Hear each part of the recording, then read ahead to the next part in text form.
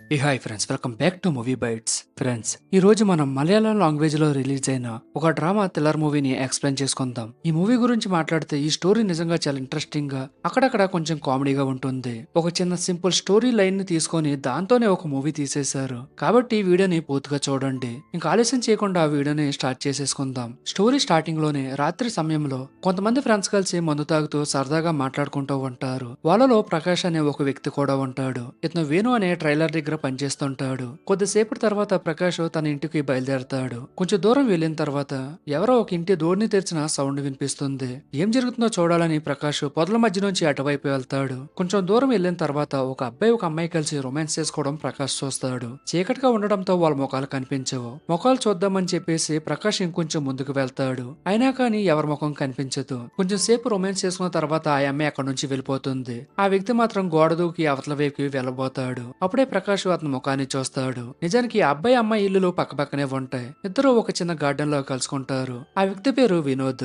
ఊర్లో అతనికి ఒక పిండి మిల్ కూడా ఉంటుంది. తెల్లవారిన తర్వాత ప్రకాష్ వెంటనే టైలర్ వేణు దగ్గరికి వెళ్లి నిన్న రాత్రి తను చూసిన విషయాన్ని చెబుతాడు. అండ్ ఆ అమ్మాయి నిర్మల అయ్యుండొచ్చని అంటాడు. అది విన్న వేణు ప్రకాష్ ని తిడతాడు. నువ్వు సరిగ్గా చూడకుండానే ఇలా ఎవరి మీద పడితే వాళ్ళ మీద ఆరోపణలు చేయకూడదని అంటాడు. దానికి ప్రకాష్, అన్న ఏదేమైనా నిర్మలా భర్త ముకుందనం ప్రస్తుతం ఊర్లో లేడు కదా, అందుకే అలా కూడా జరిగుండొచ్చు కదా అని అంటాడు. అది విన్న వేణు, నేనైతే ఈ విషయాన్ని నమ్మలేకపోతున్నాను. నిర్మల అలా చేసిందంటే ఎవరో నమ్మరని అంటాడు. దానికి ప్రకాష్, అన్న ఈ రోజు రాత్రి మిమ్మల్ని నేను అక్కడికి తీసుకువెళ్తాను, మీరే స్వయంగా చూడండి. వాళ్ళిద్దరూ గార్డెన్ లోనే కలుసుకుంటారు. మీ కళ్ళతో చూస్తే మీకే ఒక క్లారిటీ వస్తుందని అంటాడు. అలా రాత్రికి ప్రకాష్ వేణుని ఆ సేమ్ ప్లేస్ కి తీసుకుని వెళ్తాడు. నిజానికి ఆ టైంలో ఒక సీరియల్ వస్తుంది. సీరియల్ అయిపోయిన తర్వాత వాళ్ళిద్దరు కలుసుకుంటారు. చాలా సేపు వెయిట్ చేసిన తర్వాత ముందుగా వినోద్ గోడ దూకి గార్డెన్ లోకి వస్తాడు. వినోద్ సిగ్నల్ అవగానే ఆ అమ్మాయి కూడా అక్కడికి వస్తుంది. అక్కడికి రాకముందే వినోద్ అక్కడ ఉన్న కుక్కలకి కొన్ని బోన్స్ వేసి అవి అవరకుండా చేస్తాడు. కొద్దిసేపటి తర్వాత వాళ్ళిద్దరూ రొమాన్స్ చేయడం మొదలు పెడతారు. అక్కడ బాగా చీకటిగా ఉండడంతో వాళ్ళ ముఖాలు సరిగ్గా కనిపించవు.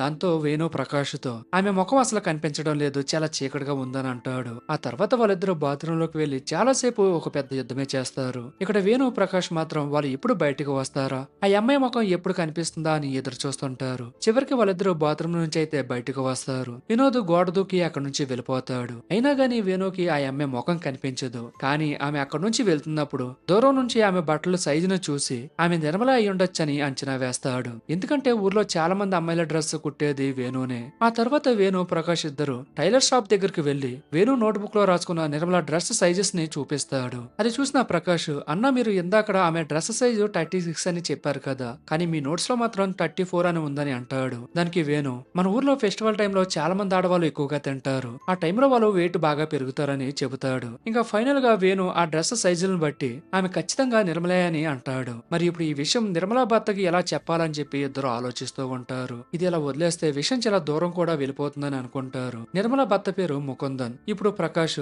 అన్న ముకుందన్ వాళ్ళ నాన్నకి ఈ విషయం చెబుతామా అని అంటాడు. దానికి వేణు, వద్దు వద్దు, ఆయనది పెద్ద వయసు, ఈ షాకింగ్ విషయం విని ఏమైనా అయితే అంతే అని అంటాడు. అయితే ముకుందన్కే చెప్దామా అని ప్రకాష్ అంటాడు. దానికి వేణు, అతనికి కోపం ఎక్కువ, ఈ విషయం విన్న తర్వాత అతను ఎలా రియాక్ట్ అవుతాడో తెలియదంటాడు. దాంతో ప్రకాష్, అయితే మురళీకైనా చెప్దామని అంటాడు. మురళి ముకుందన్ కి తమ్ముడు, నిర్మలకి మరిదవుతాడు. అది విన్న వేణు కూడా ఇదే కరెక్ట్, మురళి కొంచెం తెలివైనవాడు, ఈ విషయాన్ని బాగా డీల్ చేస్తాడని అంటాడు. అలా వేణు మురళికి ఫోన్ చేసి జరిగిన విషయమంతా చెబుతాడు. నిజానికి మురళి ముకుందన్ వాళ్ళ నాన్న పని కోసమని ఇంకొక ఊరు వెళ్తారు. వాళ్ళు కార్పెంటర్ పని చేస్తుంటారు. ఆ తర్వాత మురళి వాళ్ళ నాన్నని పక్కకు తీసుకువెళ్లి నిర్మలా వదినికి ఆ వినోద్కి ఎఫైర్ ఉందంట, మన ఊర్లో టైలర్ వేణు తన కళ్ళతో చూశాడంట అని చెబుతాడు. అది విన్న మురళి తండ్రి కూడా షాక్ అవుతాడు. వేణు చెప్పాడంటే నిజమై ఉంటుంది, కానీ పూర్తిగా అతని మాటలను నమ్మలేం. నువ్వు ఒక పంచి, ఈ విషయం ముకుందన్కి మాత్రం చెప్పకు, నువ్వే మన ఊరెళ్ళి నిజమేంటో తెలుసుకో, ఆ తర్వాత మనం ఏం చేయాలో నిర్ణయించుకుందామని అంటాడు. నిజానికి చాలా సంవత్సరాల క్రితం వినోద్ అండ్ మురళి ఫ్యామిలీస్ కి మధ్య గొడవలు జరుగుతాయి.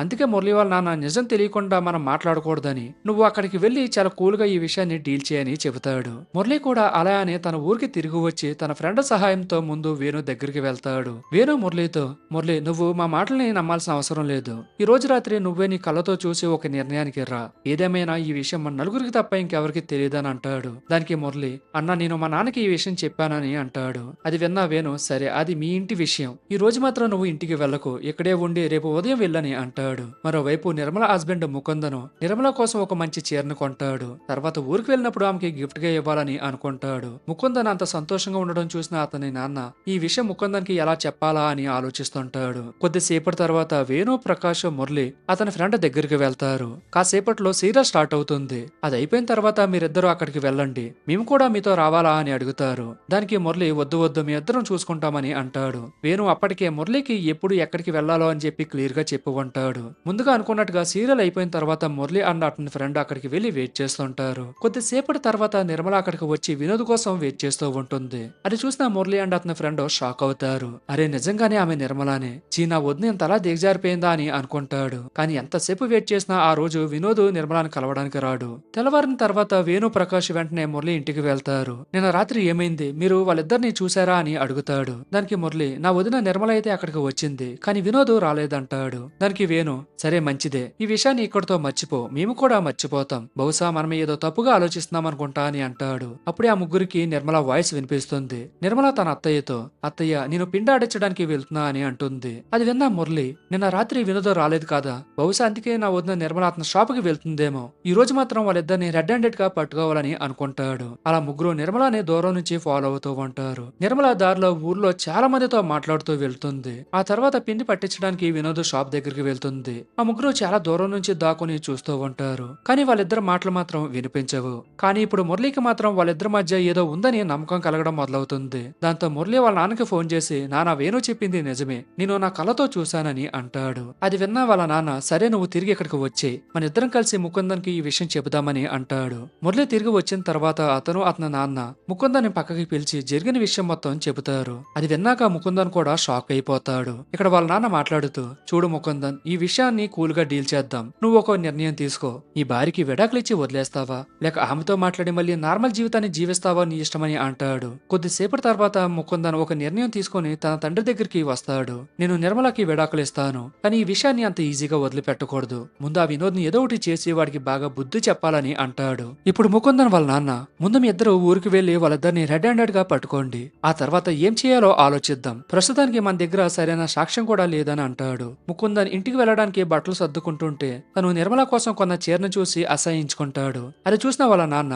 నువ్వు చాలా నార్మల్ గా ఉండు, నిర్మల కోసం నువ్వు కొన్న చీరని ఆమెకి ఇచ్చే, మనకి ఈ విషయం తెలిసిపోయిందని ఆమెకి అనుమానం రాకూడదని అంటాడు. ఆ తర్వాత మురళి ముకుందన్ ఇంటికి వస్తారు. వాళ్ళిద్దరిని చూసిన ముకుందన్ వాళ్ళ అమ్మ చాలా సంతోషిస్తుంది. ముకుందన్ కి ఒక కూతురు కూడా ఉంటుంది. నిర్మల ముకుందన్ బ్యాగ్ ఓపెన్ చేస్తే పైన కొత్త చీర ఉంటుంది. ఆ చీరను చూసి నిర్మల చాలా సంతోషిస్తుంది. కానీ ముకుందన్ మాత్రం నిర్మలతో కొంచెం కోపంగా మాట్లాడుతుంటాడు. దానికి నిర్మల ఏమైంది, సడన్ గా ఇలా ఎందుకు మాట్లాడుతున్నారని అడుగుతుంది. దానికి ముకుందన్ అక్కడ ఇంకా కొన్ని పనులు పెండింగ్ లో ఉన్నాయి, ఆ టెన్షన్ లో ఉన్నానని అంటాడు. ఆ తర్వాత మురళి ముకుందన్ వాళ్ళ పెద్దనాన్న ఇంటికి వెళ్లి నిర్మల వినోద్ గురించి చెబుతారు. వాళ్ళ పెద్దనాన్న ఎట్టి పరిస్థితుల్లోనూ ఈ విషయం బయటకు రాకూడదు, బయటకు వస్తే మన కుటుంబం పరువు పోతుంది, ఏం చేసినా చాలా సీక్రెట్ గా చేయాలని అంటాడు. అందరూ కలిసి ఒక పక్కా ప్లాన్ చేసుకొని వినోద్ ని రెడ్ హ్యాండెడ్ గా పట్టుకోవాలని నిర్ణయించుకుంటారు. ఆ తర్వాత మురళి వాళ్ళ పెద్దనాన్న చెప్పడంతో వాళ్ళ బంధువులందరికీ ఈ విషయం చెబుతాడు. అంటే వాళ్ళ ప్లాన్లలో వాళ్ళని కూడా కలుపుకుంటారు. అలా చూస్తుండగానే ఈ విషయం చాలా మందికి తెలిసిపోతుంది. మరోవైపు ముకుందన్ తన భార్య నిర్మల కొత్త చీర కట్టుకోవడం చూస్తాడు. కొత్త చీర కట్టుకొని ఎక్కడికి వెళ్తున్నావని అడుగుతాడు. దానికి నిర్మల పిండాడించడానికి వెళ్తున్నానని అంటుంది. అది విన్న ముకుందన్ కోపంగా పిండాడించడానికి కొత్త చీర కట్టుకోవాలా, ఈ రోజు ఏ ఫెస్టివల్ కూడా లేదు కదా అని అంటాడు. దానికి నిర్మల నేనేమైనా మేకప్ వేసుకున్నానా ఏంటి, చీరే కదా కట్టుకున్నాను, ఇప్పుడు ఈ చీరే కదా మీకు ప్రాబ్లం అని ఆ చీరని తీసేసి ఇంకో చీర కట్టుకుంటుంది. ఆ తర్వాత ముకుందన్ తానే పిండి పట్టించడానికి వినోద్ షాప్ దగ్గరికి వెళ్తాడు. మాటల్లో మాటగా వినోద్ ప్రతిసారి నిర్మల గురించే మాట్లాడుతూనే ఉంటాడు. నిర్మల తరచుగా నా షాప్ కి వస్తూ ఉంటుంది, ఆమె మసాలా చాలా బాగా చేస్తుందని ఆమెను పొగుడుతుంటాడు. వినోద్ మాటలు విన్న ముకుందన్ వాటికి వేరే అర్థాలని అర్థం చేసుకుంటాడు. వెంటనే మిగతా వాళ్ళ దగ్గరికి వెళ్లి నేను ఇప్పుడే ఆ వెధవ వినోద్ ని కలిసి వస్తున్నాను, వాడు తన నోటితోనే నిర్మలాని కలుసుకున్నానని ఒప్పుకుంటున్నాడు, ఇప్పుడు వాళ్ళిద్దరిని రెడ్ హ్యాండెడ్ గా పట్టుకోవాల్సిందే అని మురళిని నీ ప్లాన్ చెప్పని అంటాడు. మురళి అప్పటికే ఒక ప్లాన్ ని రెడీ చేసి ఉంటాడు. అదే ప్లాన్ ని అందరికీ చెబుతాడు. అన్న ఈ మీటింగ్ అయిపోయిన తర్వాత నువ్వు ఇంటికి వెళ్లి నార్మల్ గా ఉండు, రాత్రి నిర్మల నిన్ను ఇంప్రెస్ చేయడానికి ట్రై చేస్తుంది, కానీ నువ్వు మాత్రం అసలు కరిగిపోకు, ఆ వినోద్ ని గుర్తు చేసుకో అని అంటాడు. ముకుందన్ తిరిగి ఇంటికి వచ్చాక నిర్మల అతనితో మీరు ఇచ్చిన చీరని కట్టుకొని ఊర్లో అందరికీ చూపించాలనుకున్నా, కానీ మీరు చాలా పొజిటివ్ గా మారిపోయారు, అయినా ఈ విషయం నాకు చాలా బాగా నచ్చిందని అంటుంది. ముకుందన్ మురళి చెప్పిన మాటలు గుర్తు చేసుకొని నిర్మలతో మాట్లాడకుండా మౌనంగా పడుకుంటాడు. ఇక మురళి వేణు ప్రకాశులతో వేణు అన్న మీ షాప్ దగ్గర ఉన్న వాటర్ ట్యాంక్ తెలుసు కదా, మీ ఇద్దరు దాని మీదకి ఎక్కి వినోద్ ఎక్కడి నుంచి వస్తున్నాడో గమనిస్తూ ఉండండి అని అంటాడు. అలాగే తన పెద్ద పెద్దనాన్న కొడుకు మహేష్తో, మహేష్ మన బంధువులందరినీ పిలిచే బాధ్యత నీదే. నేను సిగ్నల్ ఇచ్చిన వెంటనే అందరినీ అక్కడికి తీసుకురా అని అంటాడు. ఆ తర్వాత మురళి అండ్ ముకుందన్ వాళ్ళ అమ్మతో మేమిద్దరం ఊరికి వెళ్తున్నామని అంటారు. వెళ్లే ముందు ముకుందన్ తన కూతుర్ని హక్ చేసుకుని ఎమోషనల్ అవుతాడు. ఒకవేళ నిర్మలాతో విడిపోయిన తర్వాత నా కూతుర్ని తను తీసుకుని వెళ్ళిపోతుంది, కానీ నేను కోర్టులో కేసు వేసి నా కూతుర్ని తిరిగి తెచ్చుకుంటా అని అనుకుంటాడు. మొత్తానికి రాత్రి అవుతుంది. అందరూ వాళ్ళ పెద్దనాన్న షెడ్ లోకి వెళ్లి దాక్కుంటారు. సీరియల్ అయిపోయిన తర్వాత అందరూ తమ తమ పొజిషన్స్ లోకి వెళ్లాలని ప్లాన్ చేసుకుంటారు.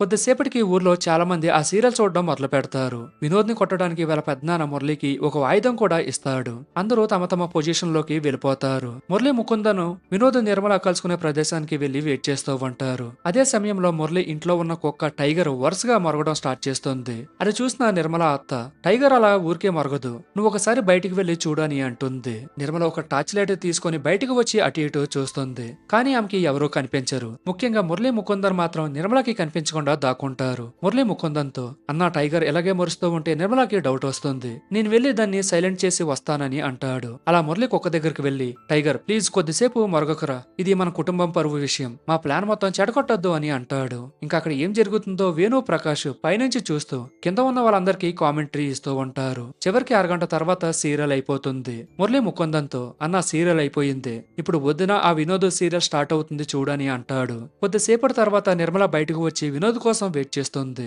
వినోద్ కూడా ఆ వైపు గోడ దూకి నిర్మల దగ్గరకు వస్తాడు. వాళ్ళిద్దరిని చూసిన ముకుందన్ కి చాలా కోపం వస్తుంది. కానీ మురళి అతన్ని ఆపుతూ, కొంచెం ఓపిక పట్టన్నా, ఇంకొంచెం సేపు ఆగని అంటాడు. నిర్మల వినోద్ బాత్రూమ్ లోకి వెళ్లిన వెంటనే మురళి ముకుందన్ ఆ బాత్రూమ్ దగ్గరికి వెళ్లి బయట నుంచి తాళం వేస్తారు. అది చూసిన వేణు వెంటనే వాళ్ళిద్దరిని పట్టుకున్నాం, అందరూ బయటికి రండని మిగతా వాళ్ళందరికీ ఇన్ఫర్మేషన్ ఇస్తాడు. అందరూ బయటకు వచ్చి వాళ్ళిద్దరు పని ముగించుకొని ఎప్పుడు బయటకు వస్తారా అని ఎదురు చూస్తుంటారు. మహేష్ కి కొంచెం ఓపిక తక్కువ.